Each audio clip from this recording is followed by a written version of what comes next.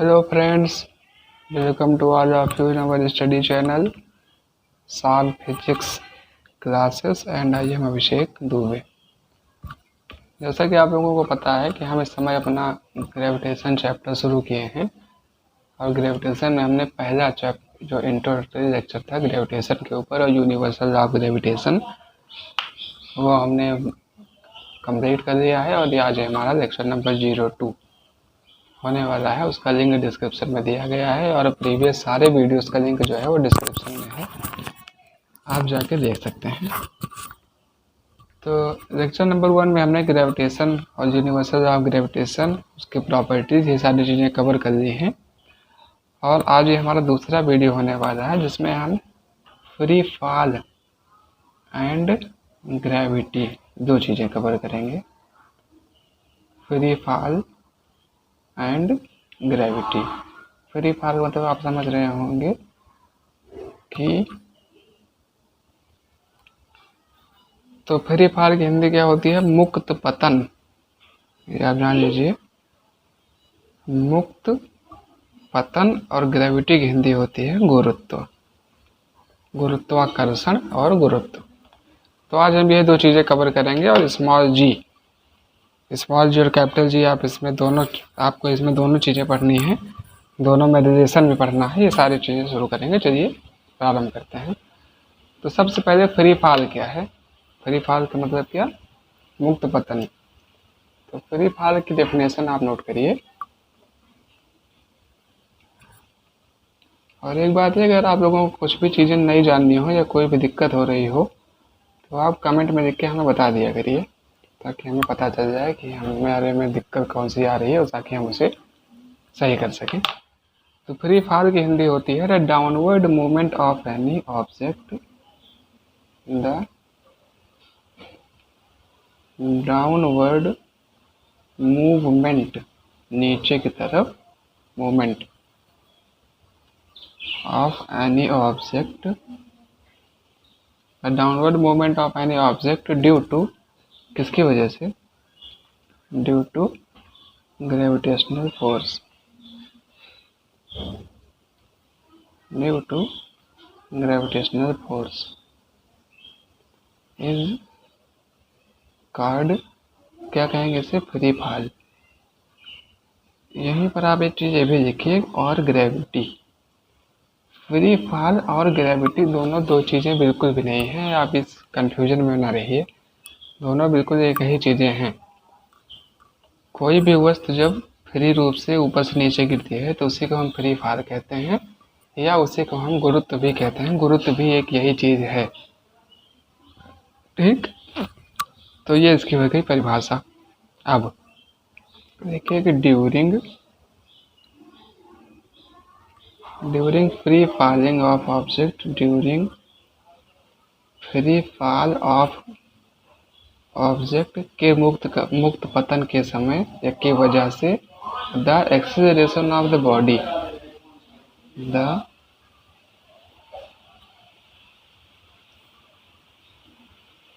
Acceleration of the body. बारिश हो रही है, बहुत सही, बहुत मस्त बारिश हो रही है। Of the body changes, of the body changes, ठीक। और this change of acceleration, this change of acceleration is due to, किसकी वजह से होता है? Earth gravitational force, earth gravitational force. कोई भी वस्तु जब मुक्त पतन से होती है तो उसके त्वरण में बदलाव आता है और उस त्वरण के बदलाव की वजह जो होती है वो ग्रेविटेशनल फोर्स या फिर गुरुत्वाकर्षण बल होता है। ये जो सेकंड स्टेटमेंट आपको लिखा है ये वाला, ये जानते हैं क्या है? ये है acceleration due to gravity. Acceleration due to gravity का मतलब क्या हुआ? एक्सेलरेशन ड्यू टू ग्रेविटी की हिंदी जानते हैं? एक्सेलरेशन ड्यू टू ग्रेविटी की हिंदी होगी गुरुत्वीय त्वरण। अंग्रेजी बहुत बड़ी है, हिंदी थोड़ा छोटी है उसके हिसाब से। गुरुत्वीय त्वरण मतलब है भाई चीज़ें गुरुत्व त्वरण को जोड़ना है, बट गुरुत्वीय हो गया। ठीक, तो ये हो गया आपका फ्री फॉल और एक्सेलरेशन ड्यू टू ग्रेविटी। ये सारी चीज़ें आपको केवल इसकी डेफिनेशन याद करनी है, बहुत ज़्यादा इसमें परेशान होने की ज़रूरत जो है वो नहीं है। और एक बात कि एक्सेलरेशन ड्यू टू ग्रेविटी जो है यही है क्या, जी, स्मॉल जी। अब आप समझ रहे होंगे कि ये तो सारी चीज़ें वहाँ सब एक है, बस केवल लिखा अलग अलग तरीके से जा रहा है बस। तो आप बिल्कुल सही सोच रहे हैं, है भी सेम यही चीज़ें कि फ्री फॉल क्या है, वो ग्रेविटी है। ग्रेविटी की डेफिनेशन चाहे आपसे पूछे, चाहे फ्री फॉल की डेफिनेशन पूछे, आपको यही चीज़ें लिखनी है। ठीक, उसके बाद आया एक्सेलरेशन ड्यू टू ग्रेविटी पूछे, चाहे आपसे केवल ग्रेविटी पूछे, या सॉरी केवल ग्रेविटी नहीं है, जी है जो है एक्सेलरेशन ड्यू टू ग्रेविटी ही है। अब देखिए हम आपको थोड़ा सा बता दें जी और ए। देखिए जी क्या होता है, ये भी एक्सेलरेशन है, ए क्या है, ये भी एक्सेलरेशन है। एक्सेलरेशन मतलब क्या होता है कि उसकी स्पीड में बदलाव या फिर वेग में परिवर्तन को ही त्वरण कहा जाता है। स्मॉल ए जो है वो स्ट्रेट लाइन मोशन के लिए या फिर नॉर्मल मोशन के लिए, एक्सेलरेशन के लिए ए यूज किया जाता है। लेकिन वही मोशन जब ड्यू टू ग्रेविटेशनल फोर्स होता है, किसकी वजह से, अर्थ ग्रेविटेशनल फोर्स की वजह से, तब उसी एक्सेलरेशन को हम लिखते हैं जी। समझ में आया? स्मॉल जी और कुछ भी नहीं है, बस केवल ये एक एक्सेलरेशन है, और इसका एक्सेलरेशन को ए ना लिख के जी से लिखा जाता है, क्योंकि ये ग्रेविटेशनल फोर्स की वजह से हो रहा है। ठीक, तो यहाँ से अगर हम फार्मूला लिखें एफ का, तो हमारा क्या आ जाएगा, एम जी आएगा कि नहीं। एक्सेलरेशन की जगह पर जब हम ग्रेविटेशनल में पढ़ेंगे तो एक्सेलरेशन जगह पर हमारा आ जाएगा जी, और एफ फोर्स का फार्मूला क्या होता है, F is equal to M A. कहाँ से, second law of motion, F is equal to M A. एक जगह पर आ गया जी, तो जी आ गया, तो हो गया F is equal to M G. ये हमारी इक्वेशन हो गई फर्स्ट। कोई कंफ्यूजन नहीं होनी चाहिए। तो छोटी छोटी चीज़ें हो गई है, फ्री फॉल हो गया, ग्रेविटी हो गया, acceleration due to gravity, small G की का यूज जो है वो इस तरह से है। अब यहाँ से अगर हमें जी की वैल्यू निकालनी हो, स्मॉल जी की वैल्यू निकालनी हो, तो क्या आ जाएगा, एफ अपॉन एम। अब यहाँ पर आप ये बात ध्यान रखिए कि जो एफ हमारा यहाँ आ रहा है, ये कौन सा है, ग्रेविटेशनल फोर्स है, ये नॉर्मल वाला फोर्स नहीं है। देखिए, अब हो सकता है कि आप कंफ्यूज हो रहे हों, लेकिन इसमें कंफ्यूज होने जैसी कोई बात है नहीं। फोर्स हमने दो तरीके का पढ़ा, एक नॉर्मल फोर्स और दूसरा ग्रेविटेशनल फोर्स। ग्रेविटेशनल फोर्स में ए के लिए जी लिखा जाएगा, नॉर्मल फोर्स में एक्सेलरेशन के लिए ए लिखा जाएगा। एफ जो है यहाँ भी एफ रहेगा, यहाँ भी एफ रहेगा, लेकिन एफ ग्रेविटेशनल वाला है और ये नॉर्मल वाला है। अगर आप कंफ्यूज हो रहे हो तो एफ के नीचे यहाँ पर जी लिख लीजिए, F G, force due to gravitation. ठीक, अब ये आ गया हमारा। अब यहाँ से हमें स्मॉल जी भी पता चल गया, कैपिटल जी भी पता चल गया। अब दोनों के बीच में हम रिलेशन पता करेंगे, संबंध, relation between capital G and small G, capital G and small G के बीच में संबंध कौन सा है। तो दोनों फार्मूले लिखे, दोनों फार्मूले को एक दूसरे बराबर रख के सीधा बता दीजिए क्या है।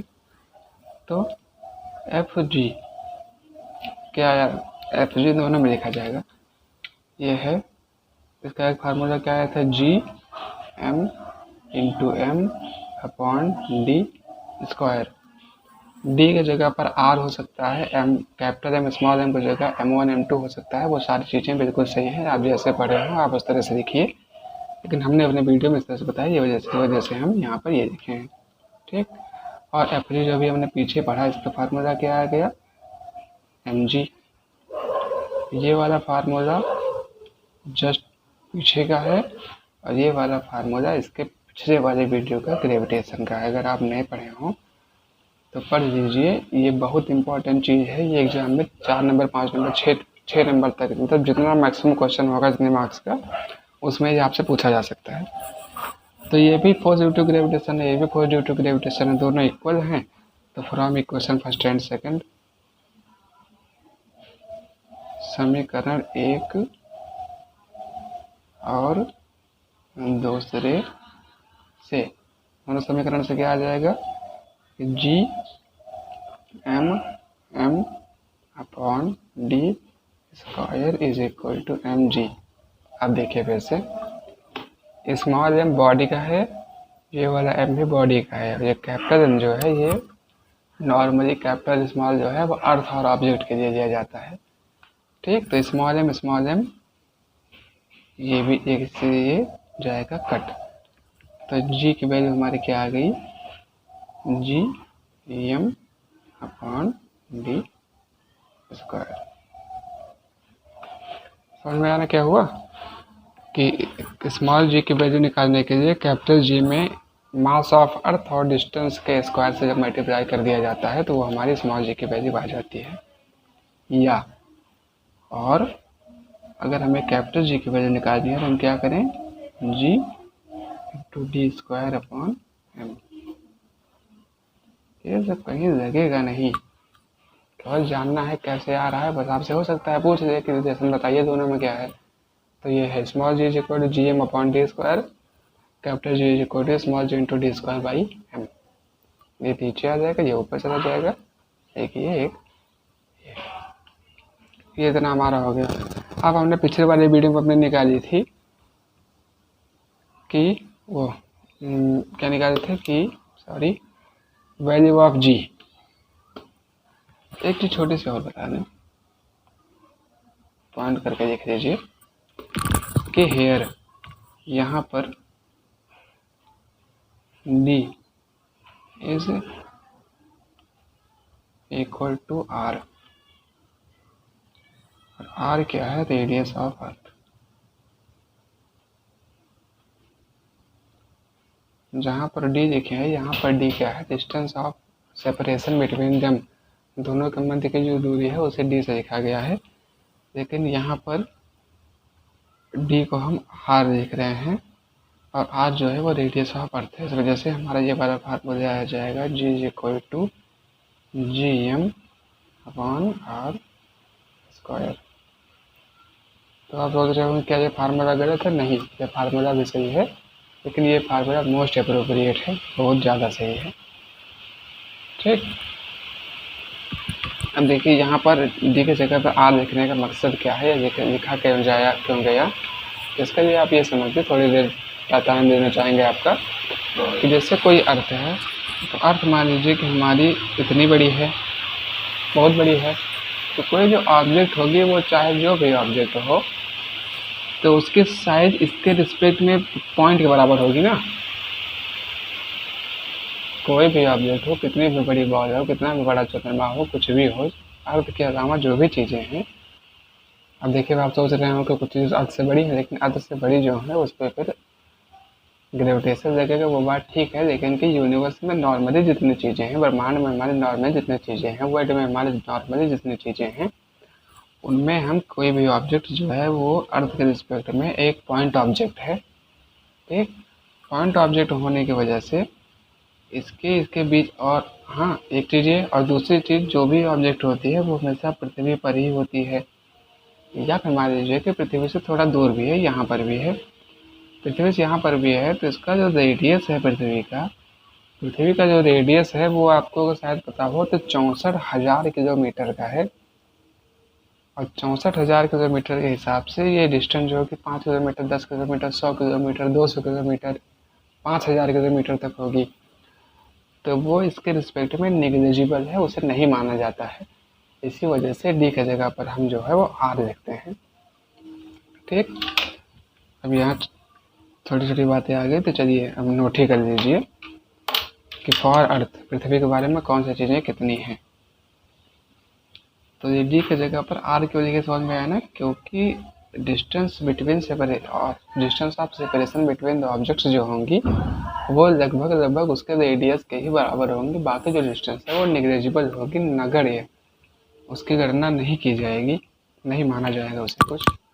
ठीक, तो फॉर अर्थ के लिए mass of earth, mass of earth का मतलब क्या, अर्थ का द्रव्यमान, पृथ्वी का द्रव्यमान कितना है 6 इंटू 10⁻24 किलोग्राम, मतलब 6 के बाद 24 बार जीरो लगाएं तो उतना किलोग्राम इसका वजन है। अब इसके रिस्पेक्ट में अगर हम अपना वजन देखें तो कुछ है माना जाएगा 35 किलो, 40 किलो, 50 किलो, 60 किलो, ज़्यादा ज़्यादा 70 किलो, तो फिर कुछ इसके हिसाब से बहुत ही ज़्यादा कम है, इसलिए उसे हम नहीं मानते हैं। अब अपनी बॉल का रेडियस हम अर्थ के हिसाब से मानने देंगे तो कुछ निकलेगा, उसमें नहीं निकलेगा, तो हो गया ठीक। रेडियस ऑफ अर्थ, अब अर्थ का मतलब यहाँ से यहाँ तक का डिस्टेंस, इसका सेंटर से उसके बाउंड्री का डिस्टेंस, ये कितनी हो जाएगी 64,000 किलोमीटर, या फिर इसे लिखा जाता है 6.4 इंटू 10⁻6 मीटर। मीटर से किलोमीटर में आप परिवर्तन कर देंगे तो आपको आने लगेगा, जानते हैं उतना, इस छोटी छोटी चीज़ें हैं ठीक। ये हो गया। जी की वैल्यू हमारी कितनी आई थी, ये सारी चीज़ें आपको न्यूमेरिकल लगाने में काम देंगी। ये दोनों फिलहाल क्वेश्चन में दी रहते हैं हिंट के रूप में, लेकिन अगर नहीं भी दे रहे हैं तो आप इसे याद किए रहिए। जी की वैल्यू आ गई 6.67 इंटू 10⁻11, यूनिट आते थे इसके न्यूटन मीटर स्क्वायर पर किलोग्राम स्क्वायर। ये इतनी वैल्यू हो गई, और एक वैल्यू भी आपको निकालनी पड़ेगी स्मॉल जी की। अब ये बताना तो नहीं चाहिए लेकिन बता दे रहे हैं, नॉर्मली इसकी वैल्यू जो होती है 9 metre per second square, acceleration वाली यूनिट ही है, यही होती है। 9.8 से लेकर 10 तक जाती है, इसमें वेरिएशन होता रहता है, वो किस वजह से होगा वही आगे पढ़ेंगे हम ठीक। तो अब स्मॉल जी की वैल्यू की बात आ गई है तो वहीं से शुरू करेंगे। फिर value of small G, small G क्या है, एक्सेलरेशन ड्यू टू ग्रेविटी। कोई भी वस्तु जब फ्री रूप से ऊपर से नीचे गिरने लगती है, अर्थ की तरफ आने लगती है, तब उसके मोशन को हम, उसमें जो एक्सेलरेशन प्रोड्यूस होने लगता है उसी को हम स्मॉल जी या फिर एक्सेलरेशन ड्यू टू ग्रेविटी या फिर गुरुत्वाकर्षण कहते हैं ठीक। तो वैल्यू ऑफ स्मॉल जी, अब इसके लिए देखिए कि the earth is not a perfect, the earth is not a perfect sphere, sphere नहीं है। So the radius of earth increases, increases का मतलब क्या है, बढ़ती है, increases from pole to equator. So value of ji is greater at pole than at equator।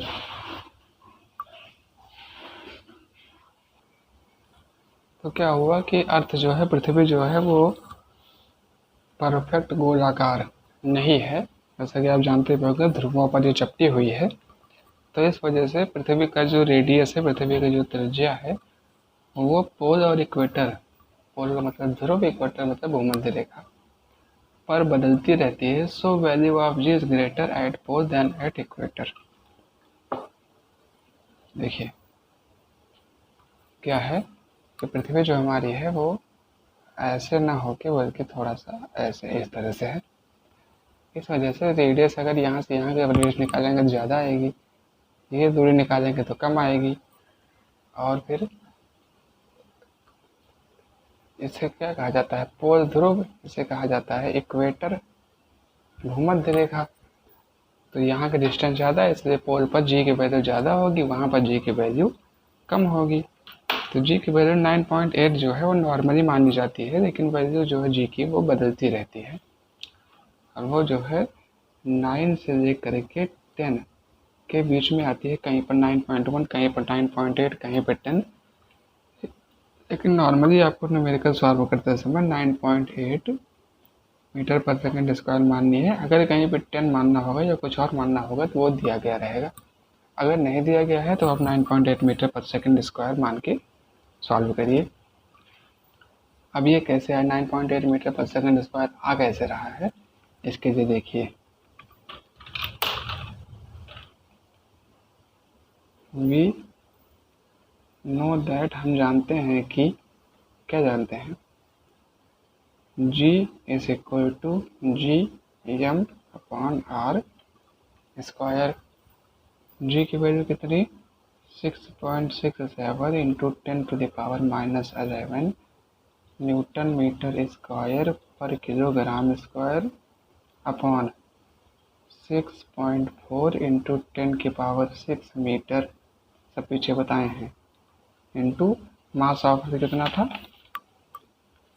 6 into 10⁻24, 6 into 10⁻24 किसमें, kilogram में। ये पूरा आप सॉल्व करेंगे तो आपकी वैल्यू जो है वो 9.8 आएगी। देखिए 6.67 अपॉन 6.4 इंटू 6, ये पूरा वैल्यू हो गई। और जो वाले हैं -10⁻11 इंटू 10⁻24 और नीचे है इंटू 10⁻6। देखिए अब यूनिट भी समझा दें कैसे मीटर पर सेकंड स्क्वायर आ रही है इसकी। Metre per second square Newton में सॉल्व करेंगे तब आएगी। तो यूनिट अभी बता देंगे, बता दें चलिए छोड़िए। न्यूटन की वैल्यू क्या होती थी, मास इंटू एक्सेलरेशन ना, तो metre sorry kilogram into per second square, kilogram metre per second square ये इसकी यूनिट हो गई, इंटू ये वाली unit metre square kilogram per second square into kilogram upon metre square. इसका हमें स्क्वायर करना है, खत्म करवाएंगे तो बहुत टाइम लग जाएगा इसमें।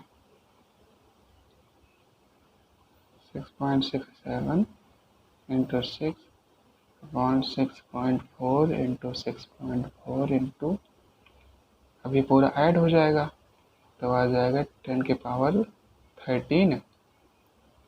24 में से 11 घटेगा, जुड़ेगा तो माइनस में घट जाएगा ये, अपॉन 10⁻6×12। ठीक, और यहाँ से देखिए unit kilogram metre second square metre square kilogram square into kilogram upon metre square. अब देखिए मीटर स्क्वायर से metre square cancel, kilogram kilogram kilogram cancel, बचा क्या metre per second square. Unit तो आ गई, वैसे आप सॉल्व करेंगे, यही इतना आपको सॉल्व करना है। बस में देखिए 10 आ गया है, ठीक, ये इतना 10 आएगा, 10⁻13 - 12 आप पूरा सॉल्व करेंगे, कर लीजिएगा, कोई दिक्कत नहीं होगी। तो आएगी जी की value 9.8 metre per second square.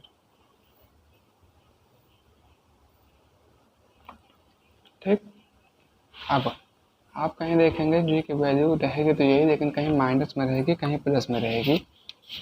तो उसके लिए अब देखिए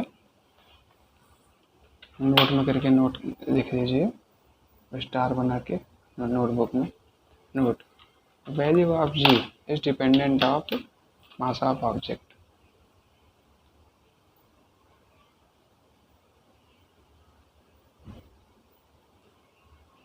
we take value of G कैसे, पॉजिटिव, कहाँ पर देंगे positive, where it is in direction of velocity, it is in direction of velocity. और इसे नेगेटिव देंगे, it is in direction opposite to velocity. ये आपकी एनसीईआरटी की लाइन है, अपोजिट डायरेक्शन किसके, टू वेलोसिटी, ये समझने में थोड़ी दिक्कत हो रही होगी, तो आप नॉर्मली अपने लैंग्वेज में लिख लीजिए कि जब कोई वस्तु ऊपर से पृथ्वी की ओर गतिशील होती है तो इस स्थिति में उसका मान माइनस दिया जाएगा। मतलब क्या है कि मोशन जो हमारा हो वो अर्थ की तरफ हो, ऊपर से पृथ्वी की ओर है, कहाँ से, ऊपर से, तब हम इसकी वैल्यू पॉजिटिव लेंगे। मतलब ऊपर से ऐसे नीचे गिरे, अर्थ में नीचे, ऊपर आसमान से गिर रही है, नीचे आ रही है। और इसमें जब नीचे से मतलब अर्थ से ऊपर की तरफ जाए, अर्थ से ऊपर जाए, समझने के लिए ये नॉर्मल सिचुएशन है। ये है सैटेलाइट वाला। सैटेलाइट जब भेजी जाती है नीचे से ऊपर की तरफ भेजी जाती है, तो उसमें एक्सेलरेशन जी की वैल्यू जो है वो माइनस में दी जाती है। ठीक, अब थोड़ा नोट में एक आध चीज़ें और हैं, वो भी हम नोट कर लीजिए। बस ये वीडियो ख़त्म कर रहे हैं, मुझे ज़्यादा कुछ था नहीं, छोटी मोटी चीज़ें यही थी बस। तो सेकेंड, ये तो फर्स्ट हो गई, तो प्लस लेंगे का माइनस लेंगे। Second, value of g, the value of ji is independent of mass. ये पहली चीज़, मतलब ये पहले नहीं, दूसरी चीज़, सेकंड है ये। थर्ड, तो इससे थर्ड में और एक, हाँ अब ये इम्पोर्टेंट चीज़ आई, all equation of motion are also applicable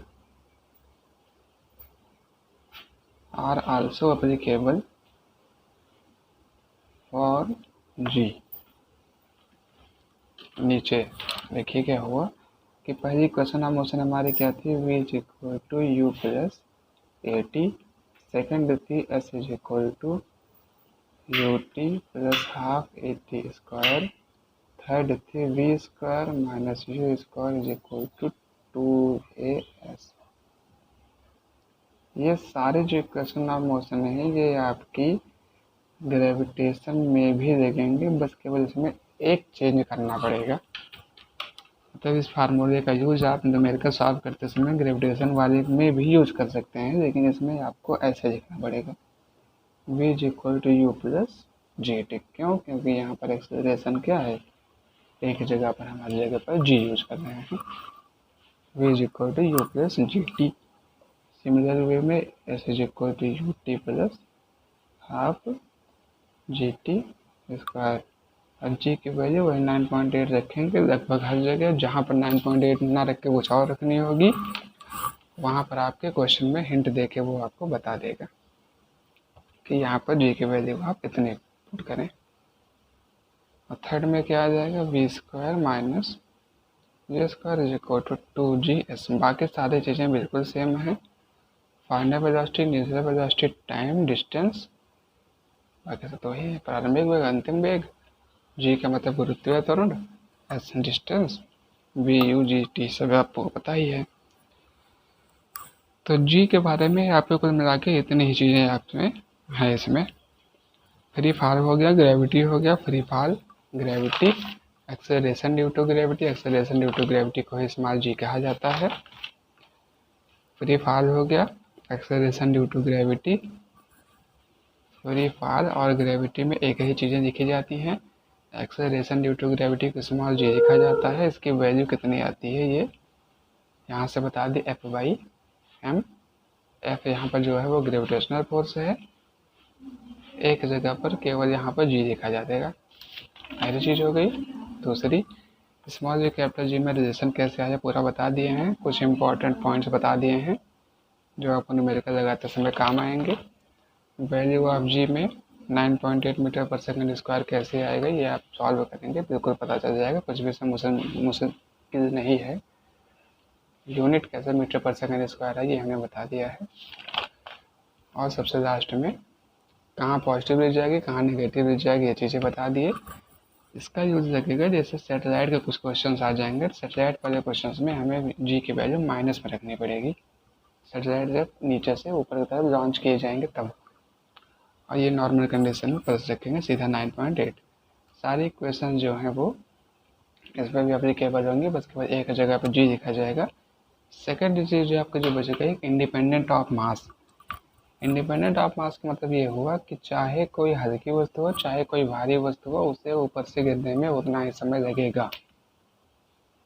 फिर से स्मॉल जी हमसे ये बताता है कि चाहे हल्की वस्तु हो चाहे भारी वस्तु हो चाहे खोखली वस्तु हो चाहे जैसी भी वस्तु हो, उस पर जो रखने वाला gravity acceleration due to gravity small G की जो वैल्यू हो वो मास पर डिपेंड नहीं करेगी और वो एक समान एक्सेलरेशन से ही गिरेगा। ठीक,